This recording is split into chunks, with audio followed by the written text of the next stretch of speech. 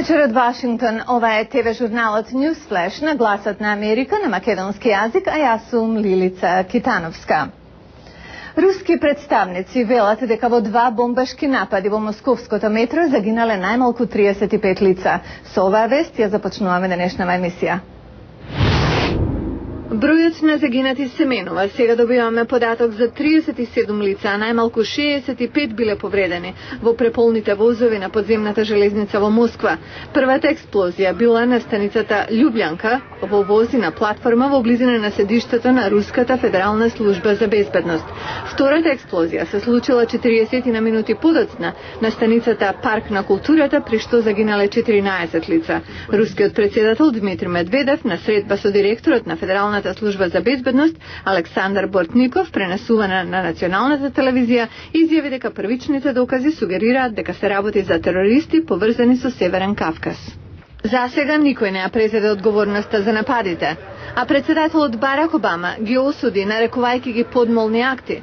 Тој истакна дека американскиот народ стои рама до рама со Русија во борбата против насилниот екстремизам. Американскиот председател Барак Обама се врати во Вашингтон по кусата ненајавена посета на Афганистан. Тој се сретна и со американските офицери и трупи во воздухопловната база Баграм, северно од Кабул, при што им порача дека американската мисија во Афганистан е јасна, да се оневозможи, растори, порази и уништи Ал-Каида и незините екстремистички сојузници.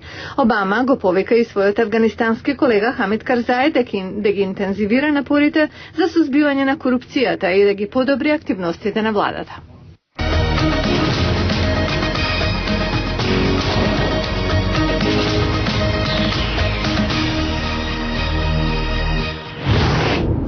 Викендов илјадници активисти на Tea Party се собраа во Невада, домашната држава на еден од најмоćните демократи во Американскиот конгрес, сенаторот Хари Рид, барајќи помали даноци и помала влада. За какво движење се работи од следниот прилог? Срчлайт е градче низ кој најголем дел од луѓето само би минале без застанување. Но се додека Tea Party не дојде овде. Тие дојдоа со рачно изработени транспаренти во костуми. Имаше дури и забава во нивни стил.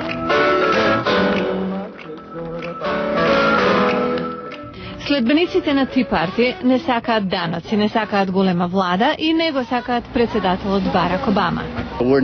Ние не сме партија, политичка партија и ние нема да излеземе да пиеме чај. Главна атракција на собирот беше поранешниот гувернер на Аљаска и подпредседателски кандидат Сара Пејлин, која ги исмејуваше кампањските повици на председателот Обама за надеж и промена. Пејлин ја поттикна толпата да го победи Хари Рид и другите демократи во ноември.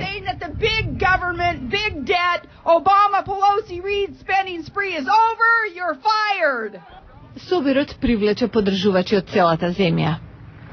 На неколку часа по собирот во Срчлайт, демократите, меѓу кои поранешниот подпредседател Ал Гор, му дадоа почит на Хари Рид во Лас Вегас.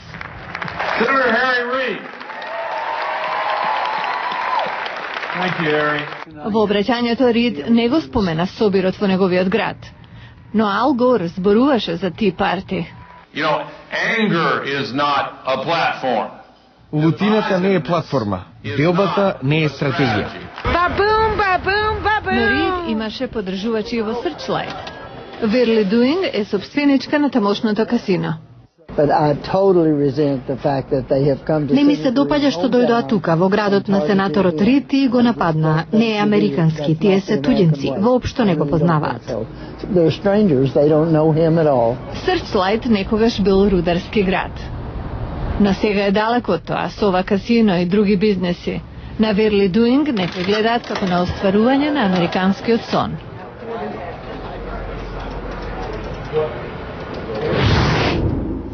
Од време на време истражувачите ги прекинуваат клиничките експерименти, бидејќи резултатите изгледаат премногу добри да бидат вистинити. Нова меѓународна студија покажува дека ваквите резултати веројатно и не се вистинити, заради што не треба да се брза со одобрување на лекот.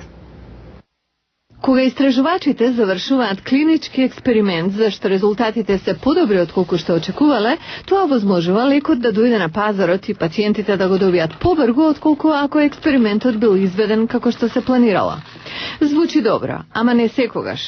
Нова меѓународна анализа на 100 клинички тестови што се прекинати рано нашла дека резултатите биле погрешни и понекогаш опасни по живот. Доктор Виктор Монтори од клиниката Мајо е еден од авторите на извештајот. Тие ги земаат податоците што се случајно високи. Ако се дозволи студијата да се одвива понатаму уште некое време, ефектот може да биде помал. Или добрите страни на третманот може сосема да изостанат. Клиничките експерименти што доктор Монтори и неговите колеги ги разгледувале завршиле рано, зашто покажале многу подобри резултати од постоечката терапија. Пример е студијата за бета-блокери, лекови кои често се препишуваат за висок крвен притисок. Бета-блокерите ја забавуваат работата на срцето и може да спречат срцев удар за време на операција. Иницијалната студија била прекината зашто изгледало дека овие лекови се многу ефикасни ако се дадат пред операција и дека ја подобруваат стапката на преживеаност. Но поголема студија покажала дека напротив, кај некои пациенти на кои им бил даден лекот, стапката на смртност се зголемила. Доктор Монтори посочува и на друг негативен ефект. Лажните резултати ги обесхрабруваат другите истражувачи да ја повторат студијата, за да видат дали ќе ги добијат истите позитивни резултати. Авторите на ова извештај велат дека истражувачите треба да се спротистават на притисоците за порано завршување на клиничките експерименти, зашто тоа ќе им помогне и на пациентите и на лекарите да избегнат да прават избор на третман базиран на невистините информации. Утре во Newsflash годишен фестивал на филмови за животната средина.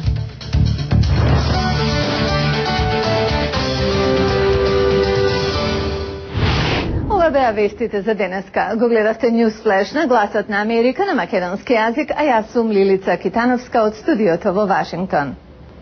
За повеќе содржини посетете ја и нашата веб страница glasnaamerika.com. Се гледаме утре. Пријатна вечер.